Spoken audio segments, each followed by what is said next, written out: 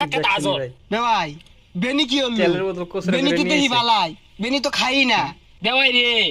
খাই না কি হরে আমি বুঝতাছি এইরকম দলিদ্রে বেট ট্যাঙ্ক কল পড়লে বংশ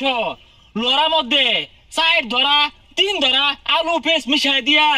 10 লিটার তেল ঢেলে দে ওরে বাবা 10 লিটার তেল তোর কি তেল আনো তেল দেন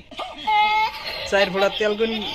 গেন্দা কি কো কি আর তেলের বোতল আনে জানো না আবার তেলের গোটটা কুছলে ঘুরে রানবার গেলে জ্বালা দে হাই হারামজাদা